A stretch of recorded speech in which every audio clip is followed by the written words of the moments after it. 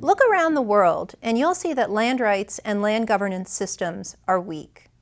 In fact, up to 70% of the world's land is unregistered, and this can create risks.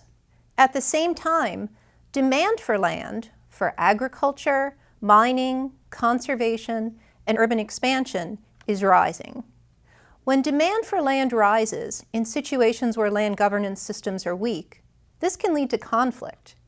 It can also mean that some groups have difficulty accessing land and resources that they need. But secure land tenure and property rights can help. Secure rights create incentives to invest in businesses and build trading relations. They provide the support needed to promote job growth and global prosperity.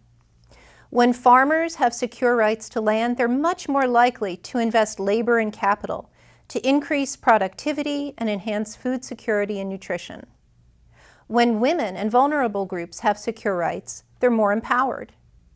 And when local people and communities have secure rights over natural resources, they're able to effectively and efficiently manage these resources, contributing to important goals related to conservation and climate change. More and more, governments, donor agencies, civil society, and the private sector are recognizing the critical importance of land tenure and property rights. Today, there's global coordination around this issue. For example, there are new international guidelines that encourage a variety of stakeholders to recognize legitimate land rights, to respect and protect the land rights of women, to ensure that vulnerable groups have rights to access and use natural resources. And there's increased attention on improving land governance systems so that they're more transparent, responsive, and accountable. To support learning on this cross-cutting issue, USAID has developed a massive, open, online course on land tenure and property rights. This multi-module course is designed to help you understand this complex issue. It's also designed to help you understand the linkages between land tenure and property rights and economic growth and prosperity, food security, women's empowerment, conflict and disaster risk reduction, and global climate change.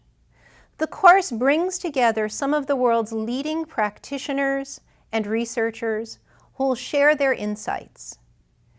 It's also going to present the empirical evidence related to what works on the ground to clarify, secure, and enforce these important rights. This course is open to anyone, but it may be especially useful if you're interested in these issues, or if you work for an international development agency, or as an implementing partner, if you work for an NGO, or if you're a student or a researcher looking to extend your knowledge. So why not join us and be part of the world's leading online learning experience devoted to land tenure and property rights? For more information, visit www.land-links.org/MOOC. See you there.